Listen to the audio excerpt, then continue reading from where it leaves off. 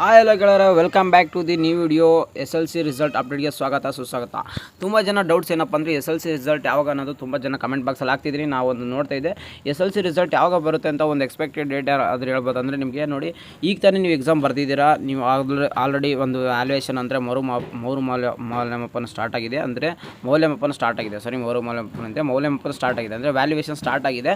ನಿಮ್ಮ ರಿಸಲ್ಟ್ ಯಾವಾಗ ಅನೌನ್ಸ್ಮೆಂಟ್ ಆಗ್ಬೋದು ಅಂದರೆ, ಈಗ ವ್ಯಾಲ್ಯೂಯೇಷನ್ ಸ್ಟಾರ್ಟ್ ಆಗಿ ನಿಮ್ಮ ಒಂದು ಮತ್ತು ಹಾಗೂ CET ಎಕ್ಸಾಮ್ ಕೂಡ ನಡೆದಿರೋದ್ರಿಂದ ನಿಮ್ಗೆ ಒಂದು ಸ್ವಲ್ಪ ಲೇಟ್ ಆಗ್ಬೋದು, ಡಿಲೇ ಆಗ್ಬೋದು. ಯಾಕಂದರೆ CET ಎಕ್ಸಾಮ್ ಕೂಡ ನಡೆದಾಗ ನಿಮ್ಮ ಒಂದು ಯಾವುದೇ ಥರ ಒಂದು ರೂಮ್ ಅನ್ನೋದು ವ್ಯಾಲ್ಯೂಯೇಷನ್ ಮಾಡೋಕ್ಕೆ ಸಿಕ್ಕಿರಲ್ಲ 2-3 ಡೇಸ್.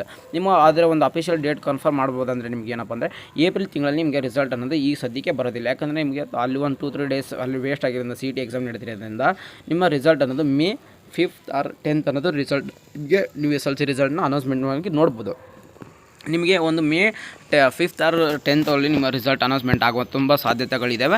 ಅದಕ್ಕಿಂತ ಮುಂಚೆ ನಮ್ಮ ಚಾನಲ್ಗೆ ಫಸ್ಟ್ ಟೈಮ್ ವಿಸಿಟ್ ಮಾಡಿದ್ರೆ ಸಬ್ಸ್ಕ್ರೈಬ್ ಮಾಡ್ಕೊಳ್ಳಿ. ಯಾಕಂದರೆ ನಿಮಗೆ ಪ್ರತಿಯೊಂದು ಅಪ್ಡೇಟ್ಸ್ ಕೊಡ್ತಾ ಇರ್ತೀನಿ. ಯಾವುದೇ ಥರ SLC ಏನೇ ಅಪ್ಡೇಟ್ಸ್ ಬಂದರೂ ನಮ್ಮ ವಾಟ್ಸಪ್ ಗ್ರೂಪಲ್ಲಿ ಕೂಡ ಜಾಯ್ನ್ ಆಗಿ SLC ಮುಂದೆ ಏನು ಮಾಡಬೇಕು, ಮುಂದೆ ಕಾಲೇಜಲ್ಲಿ ಏನು ಹಾಗೂ ಎಲ್ಲ ಒಂದು ಹೇಳ್ತೀನಿ. ನೀವು ಅದಕ್ಕಿಂತ ಮುಂಚೆ ನೀವೇನಾದರೂ ರಿಸಲ್ಟ್ ಬಿಟ್ಟ ತಕ್ಷಣ ನಾನೇ ಫಸ್ಟ್ ರಿಸಲ್ಟ್ ನೋಡಬೇಕಂದ್ರೆ ಏನಪ್ಪ, ನಾನು ಒಂದು ಲಿಂಕ್ ಕಳಿಸ್ತೀನಿ, ವಾಟ್ಸಪ್ ಗ್ರೂಪಲ್ಲಿ ಜಾಯ್ನ್ ಆಗಿ. ಯಾಕಂದರೆ ಆ ಲಿಂಕ್ ಮುಖಾಂತರ ನೀವು SLC ರಿಸಲ್ಟ್ನ ಫಸ್ಟ್ ಟೈಮ್ ನೋಡ್ಬೋದು. ಸ್ವಲ್ಪ ಜನ ಫೇಕ್ ಲಿಂಕ್ ಎಲ್ಲ ಕಳಿಸ್ಬಿಟ್ಟು ಎಲ್ಲ ಕಳೆದೋಗ್ತೀರಾ. ಅದಕ್ಕೋಸ್ಕರ ನೀವು ಆ ಥರ ಎಲ್ಲ ಅಂದರೆ ಎಲ್ಲೆಲ್ಲ ಹೋಗ್ಬಾರ್ದು ಅನ್ನೋಕ್ಕೋಸ್ಕರ ನಿಮ್ಮದು ರಿಸಲ್ಟ್ ಬಿಟ್ಟ ತಕ್ಷಣ ನಿಮಗೆ ಮೊಬೈಲಲ್ಲೇ ನೋಡ್ಬೋದು. ಈಗ ಒಂದು SLC ಸ್ಟೂಡೆಂಟ್ಸು ಅವರೇ ಓನ್ ಮೊಬೈಲ್ ತೊಗೊಂಡಿದ್ರೆ ಇನ್ನು ಸ್ವಲ್ಪ ಒಟ್ಟಿನಲ್ಲಿ ಪೇರೆಂಟ್ಸ್ ಅಂತ ಫೋನ್ ಇರುತ್ತೆ. ನೀವೇನು ಮಾಡಬೇಕಂದ್ರೆ ರಿಸಲ್ಟ್ ಚೆಕ್ ಮಾಡೋದು ಹೇಗಂತಂದರೆ, ಜಸ್ಟ್ ನಾವು ಬಂದಾಗೆ ನೀವು ಒಂದು ವೆಬ್ಸೈಟ್ಗೆ ಬಂದು ಯಾವುದೋ ಒಂದು ಕ್ರೋಮ್ ಆಗಿರಲಿ ಗೂಗಲ್ ಆಗಿರಲಿ ಬಂದುಬಿಟ್ಟು KRISULT.NIC.2025 ಅಂತ ಸರ್ಚ್ ಮಾಡಬೇಕು.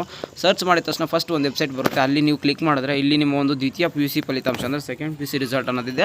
ಇದೇ ಥರ ನಿಮಗೆ ಒಂದು 2025 SLC ಪರೀಕ್ಷೆಯ ಫಲಿತಾಂಶ ಪ್ರಕಟಣೆ ಅಂತಂದು ಕೊಡ್ತಾರೆ.